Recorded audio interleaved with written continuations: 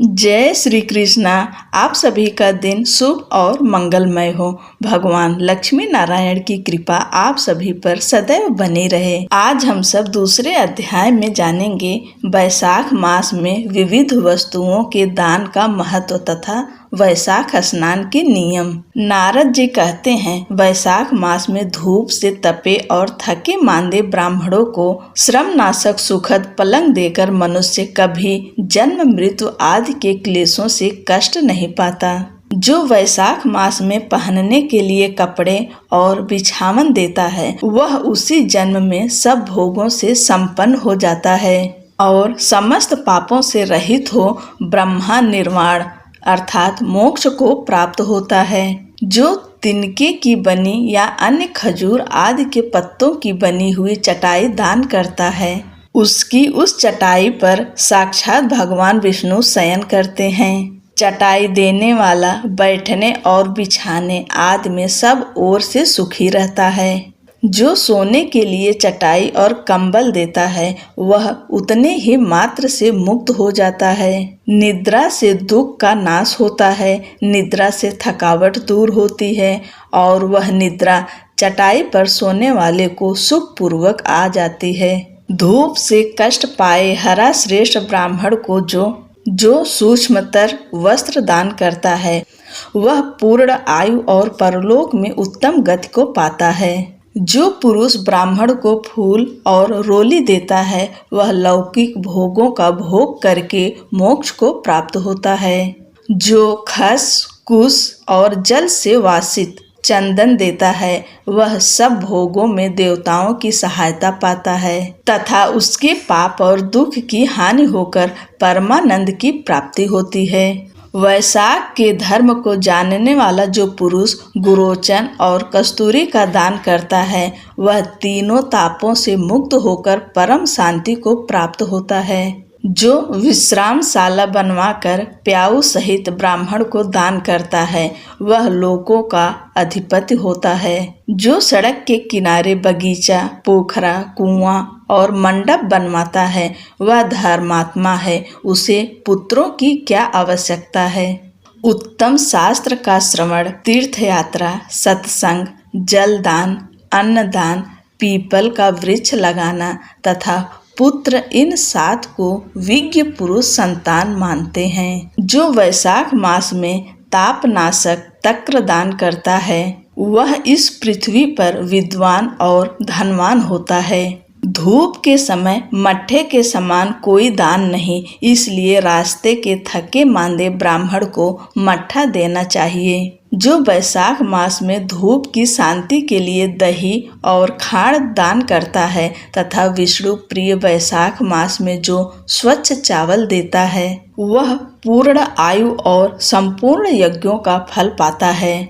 जो पुरुष ब्राह्मण के लिए गोघृत अर्पण करता है, वह अश्वमेघ यज्ञ का फल पाकर विष्णु लोक में आनंद का अनुभव करता है। जो दिन के ताप की शांति के लिए सायंकाल में ब्राह्मण को ऊख दान करता है, उसको अच्छे पुण्य प्राप्त होता है। जो वैशाख मास में शाम को ब्राह्मण के लिए फल और शरबत देता है, उससे उसके पितरों को निश्चय ही अमृत पान का अवसर मिलता है। जो वैशाख के महीने में पके हुए आम के फल के साथ शरबत देता है, उसके सारे पाप निश्चय ही नष्ट हो जाते हैं। जो वैशाख की अमावस्या को पितरों के उद्देश्य से कस्तूरी, कपूर, बेला और खस की सुगंध से बासित शरबत से भरा हुआ घड़ा दान करता है, वह 96 घड़ा दान करने का पुण्य पाता है। वैशाख में तेल लगाना, दिन में सोना, कांसे के पात्र में भोजन करना, खाट पर सोना, घर में नहाना, निषिद्ध पदार्थ खाना, दोबारा भोजन करना तथा रात में खाना, ये 8 बातें त्याग देनी चाहिए। जो वैशाख में व्रत का पालन करने वाला पुरुष पद्य पत्ते में भोजन करता है, वह सब पापों से मुक्त हो विष्णु लोक में जाता है। जो विष्णु भक्त पुरुष वैशाख मास में नदी स्नान करता है, वह 3 जन्मों के पाप से निश्चय ही मुक्त हो जाता है। जो प्रातः काल सूर्योदय के समय किसी समुद्रगामिनी नदी में स्नान करता है वह 7 जन्मों के पाप से तत्काल छूट जाता है। जो मनुष्य 7 गंगाओं में से किसी में उषः काल में स्नान करता है वह करोड़ों जन्मों में उपार्जित किए हुए पाप से निसंदेह मुक्त हो जाता है। जाह्नवी गंगा, वृद्ध गंगा, गोदावरी, कालिंदी, यमुना, सरस्वती, कावेरी, नर्मदा और वेणी ये 7 गंगाएं कही गई हैं। वैशाख मास आने पर जो प्रातः काल बावलियों में स्नान करता है उसके महापापों का नाश हो जाता है। कंद, मूल, फल, शाक, नमक, गुड़, बेर, पत्र, जल और तक्र जो भी वैशाख में दिया जाए वह सब अक्षय होता है। ब्रह्मा आदि देवता भी बिना दिए हुए कोई वस्तु नहीं पाते। जो दान से हीन है वह निर्धन होता है। अतः सुख की इच्छा रखने वाले पुरुष को वैशाख मास में अवश्य दान करना चाहिए। सूर्य देव के मेष राशि में स्थित होने पर भगवान विष्णु के उद्देश्य से अवश्य प्रातःकाल स्नान करके भगवान विष्णु की पूजा करनी चाहिए। कोई महिरथ नामक एक राजा था जो कामनाओं में आसक्त और अजितेंद्रिय था। वह केवल वैशाख स्नान के सुयोग से स्वतः वैकुंठ धाम को चला गया। वैशाख मास के देवता भगवान मधुसूदन हैं, अतएव वह सफल मास है। वैशाख मास में भगवान की प्रार्थना का मंत्र इस प्रकार है। मधुसूदन देवेश वैशाखे मेषगे रवौ प्रातः स्नानम करिष्यामि निर्विघ्नं कुरु माधव। अर्थात हे मधुसूदन, हे देवेश्वर माधव, मैं मेष राशि में सूर्य के स्थित होने पर वैशाख मास में प्रातः स्नान करूंगा। आप इसे निर्विघ्न पूर्ण कीजिए। तत्पश्चात निम्नांकित मंत्र से अर्घ्य प्रदान करें। वैशाखे मेषगे भानौ प्रातः स्नान परायणः अर्घतेहं प्रदास्यामि गृहाण मधुसूदन। अर्थात सूर्य के मेष राशि पर स्थित रहते हुए वैशाख मास में प्रातः स्नान के नियम में संलग्न होकर मैं आपको अर्घ्य देता हूँ। मधुसूदन, इसे ग्रहण कीजिए। इस प्रकार अर्घ्य समर्पण करके स्नान करें। फिर वस्त्रों को पहनकर संध्या तर्पण आदि सब कर्मों को पूरा करके वैशाख मास में विकसित होने वाले पुष्पों से भगवान विष्णु की पूजा करें। उसके बाद वैशाख मास के महात्म्य को सूचित करने वाली भगवान विष्णु की कथा सुने। ऐसा करने से कोटि जन्मों के पापों से मुक्त होकर मनुष्य मोक्ष को प्राप्त होता है। यह शरीर अपने अधीन है, जल भी अपने अधीन है, साथ ही अपनी जिह्वा भी अपने वश में है। अतः इस स्वाधीन शरीर से स्वाधीन जल में स्नान करके स्वाधीन जिह्वा से हरि इन 2 अक्षरों का उच्चारण करें। जो वैशाख मास में तुलसी दल से भगवान विष्णु की पूजा करता है वह विष्णु की सायुज्य मुक्ति को पाता है। अतः अनेक प्रकार के भक्ति मार्ग से तथा भांति भांति के व्रतों द्वारा भगवान विष्णु की सेवा तथा उनके सगुण या निर्गुण स्वरूप का अनन्य चित्त से ध्यान करना चाहिए। जय जय श्री हरि। अब सुनते हैं वैशाख माह में बांदरी की कहानी। एक राजा जो रोज सुबह उठकर गंगा जी नहाने जाता था। राजा ने सबको ये बोल रखा था कि मेरे से पहले कोई गंगा जी में नहीं नहाएगा। एक बांदरी थी जो राजा से पहले नहा लेती थी। जब राजा नहाने जाता था तो उसको पानी हिलता हुआ दिखता था। जब राजा को इस बात पर शंका हुई कोई मेरे से पहले नहाता है तो राजा ने वहाँ पर पहरा बैठा दिया। गंगा किनारे एक पहाड़ी थी जहाँ पर वो बांदरी बैठी रहती थी। राजा के नहाने से पहले ही वो नहाकर पहाड़ी पर बैठ जाती थी। ऐसे ही नहाते नहाते पूरा वैशाख का महीना बीत गया।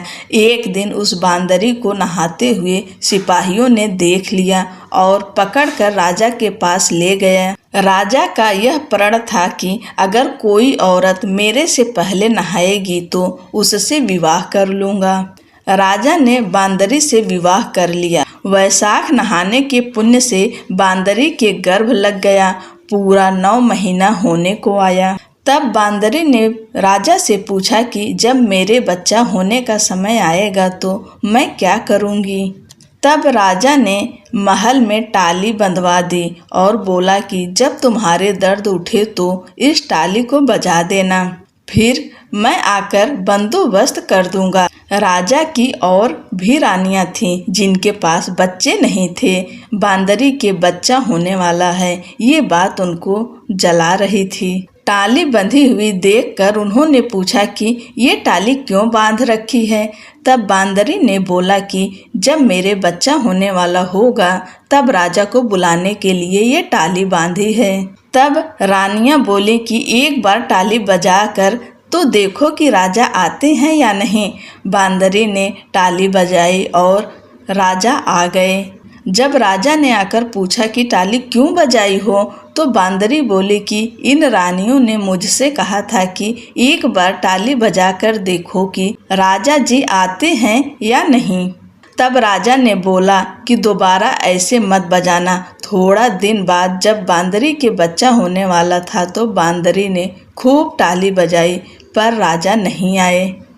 जब बांदरी ने रानियों से पूछा कि अब क्या होगा, मैं बच्चे को जन्म कैसे दूंगी। तब रानियों ने बांदरी से कहा कि आँखों पर तो पट्टी बांध ले और नीचे मुंह कर ले।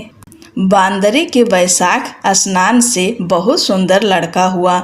जब रानियों ने यह देखा कि बहुत सुंदर लड़का हुआ है तो रानियों ने दासी से कहा कि इस बच्चे को नदी में डुबाकर आ जाओ और बांदरी के पास पत्थर को रख दो और राजा से बोल दो कि बांदरी को पत्थर हुआ है। राजा ने इस बात को सुनकर अपने मन में संतोष कर लिया कि और रानियों की तरह इसको भी बच्चा कैसे हो सकता है। उधर उस दासी से बच्चा नदी में नहीं फेंका गया। वो उस बच्चे को वहाँ पर काम कर रहे कुम्हार के बर्तन में रख कर आ गई। जब कुम्हार कुम्हारी ने किसी बच्चे की रोने की आवाज़ सुनी तो उन्होंने वहाँ जाकर देखा तो बच्चा था। तब कुम्हार ने कुम्हारी से कहा कि भगवान ने हमारी सुन ली, हमारे बच्चा नहीं था और भगवान ने हमें बच्चा दे दिया। अगर तू इस बच्चे का पालन पोषण कर सके तो इसे हम अपने घर ले चलें। कुम्हारी राजी हो गई और उन दोनों ने उसको पाल पोस कर बड़ा कर दिया। लड़के को इस बात को पता चल चुका था कि वो बांदरी से जन्म लिया था और रानियों ने उसको मारने के लिए दासी को दे दिया था। एक दिन वो लड़का कुम्हार का बनाए हुए हाथी घोड़ों को ले जाकर कुएं पर बैठ गया जहाँ पर दासियाँ पानी भरने आईं। उनको देखकर वह लड़का बोला कि मेरे हाथी घोड़ों पानी पी लो। तब दासियाँ उसकी बात सुनकर हंसने लगी और बोली कि कभी माटी के हाथी घोड़े भी पानी पीते हैं क्या। तब वह लड़का बोला कि कभी बांदरी के भी पत्थर होते हैं क्या। यह बात दासियों ने रानियों से जाकर कह दी। यह बात सुनकर रानियों ने जहर का लड्डू बनाकर कुम्हार के लड़के के लिए भेज दिया।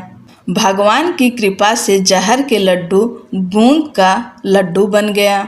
दूसरे दिन रानियों ने देखा कि वह लड़का मरा नहीं। तब रानियों ने राजा से जिद करके कुम्हार को उस बस्ती से निकलवा दिया। कुम्हार जंगल में रहने लग गया। गणगौर का महीना आ गया।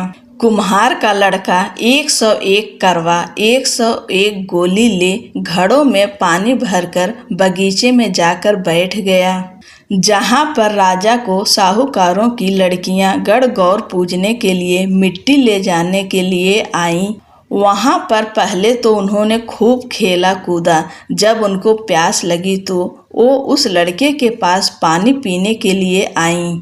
तब वो लड़का बोला कि मेरे पास गोली है, उसको तुम खाती जाओ और मेरे चारों तरफ फिरती जाओ, तब तुमको पानी पिलाऊंगा। इस बात से उनमें से कई लड़कियां पहले तो राजी नहीं हुई पर प्यास मिटाने के लिए मान गईं।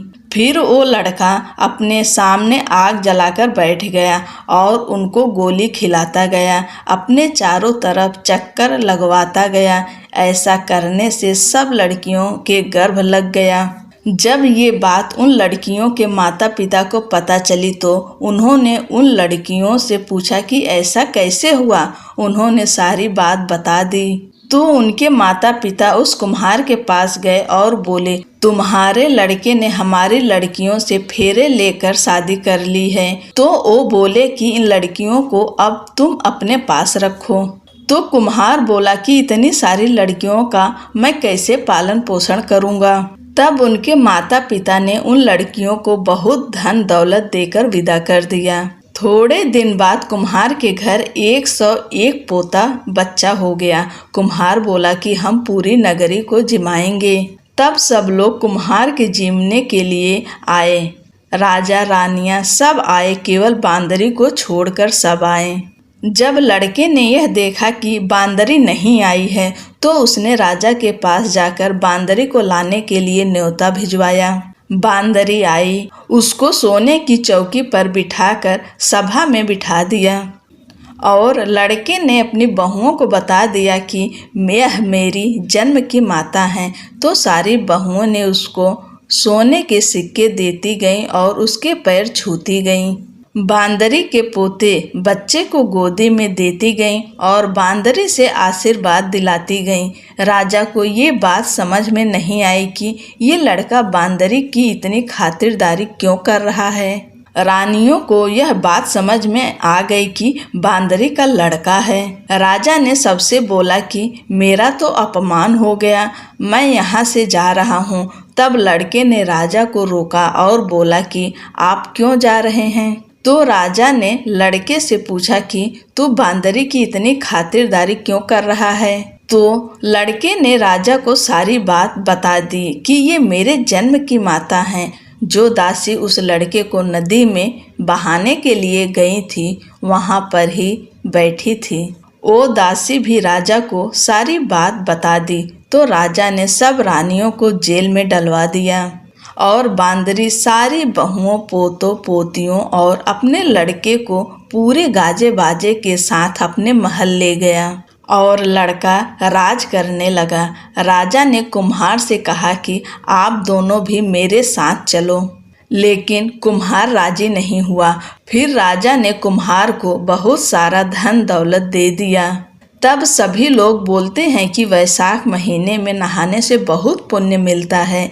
जैसे बांदरी वैशाख नहाई, राजा को राज मिला, उसी तरह आपको भी भगवान सुख संपत्ति दें। पूरी कथा श्रवण करने के लिए आप सभी का बहुत बहुत धन्यवाद। जय श्री कृष्ण। राधे राधे।